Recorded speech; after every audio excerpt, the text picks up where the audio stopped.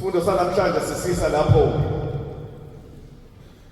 ekutheni ibuyisela kanjani inkazimulo esilahlekile kumuntu. Ngoba ehambeni kwethu khona lento ukuthi sihambe ibanga elide. Kodwa silosibuza ukuthi singakuphi ngoba inkazimulo ayisekho. Sofunda incwadi kaMapostoli Paul kwabaseKorinte bokuqala. Isahluko seshumi nesishiyagalombili.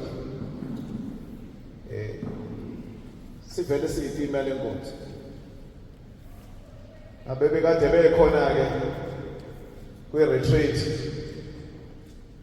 Bake bathi kuyihlempula le ndawo. Eso hlephulelana namhlanje ntambama.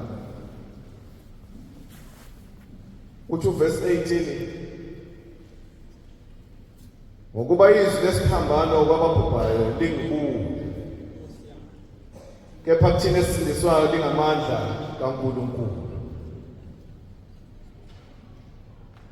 Mina bengithanda ukushumayela ngithemba ukuchaza bese ngihlala phansi ngakushumayela usihlalo. Ngiyayithanda indlela elikhulunyiswa ngayo ngesilungu. Ngoba the message of the cross. Kodwa khona imihumusho ethi for the message of the cross. Othisha besingisi ke bazokwazi ukuthi alikho isentence eqala ngo4. Uma liqala ngo4 kusho ukuthi kufanele ubheka ngenhla ukuthi bekade kukhulunywa ngani ukuze kuzofika kule ukuthi athi for the message. Uma ubheka ngenhla kuverse 17 wakhona uyathola ukuthi ibandla laseKorinte lalibandla lama-issues.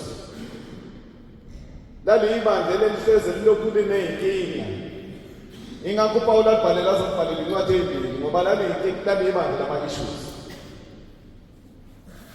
Kuverse 17 uyayicacisa uPaul la ukuthi cha inkinga labazalwana abanayo manje isebhabhatisweni. Sebenala abazalwana abahamba bebabheka ukuthi wena wabhabhatiswa ubani. Ungconwana wena ngoba lo wabhabhatiswa ubani.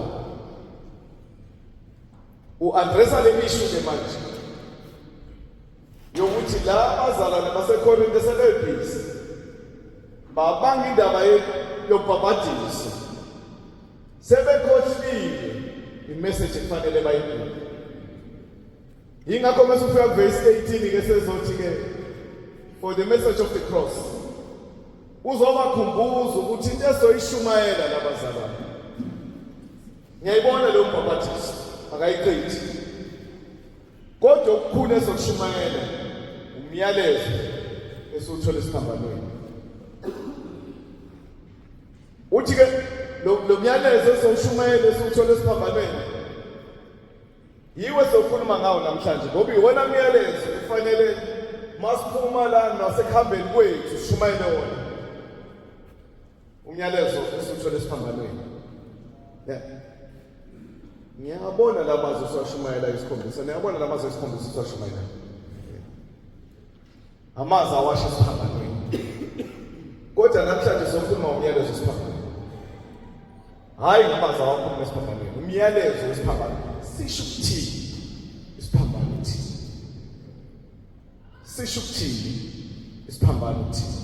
Yona into soyishumayela namhlanje. Masiphuma la enye izinto ebalekile ngale message soyishumayela namhlanje ukuthi iChristianity yathela phezu kwesiphambano.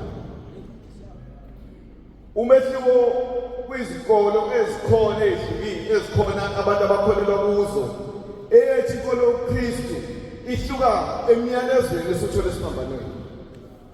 Yingakho ke namhlanje sizoshumayela ngalo myalezo esuthola esiphambanweni ngoba usenza sihluke kwezinye inkomo. The message of the cross. Lo myalezo esuthola esiphambanweni noma esunikwa isiphambano usho ukuthi asidlule kuso isiphambano. Sibheke ukuthi kuya kwaJesu esiphambanweni usinika muphi umyalezo esothi masiphuma la sandla soshumayela. Umkhuleko wami ngesihlalo ukuthi masushumayele kahle lo myalezo esiphambano. Asizuba namadodana afika ngokuzongeniswa nyamalala. Asizuba nawo amadodana azothi mephuma la kuthiwa amadodana soza amadodana avangelayo angazi ukuthi masivangela sovangela yiphi message. Masiphuma la sovangela yiphi message soyivangela.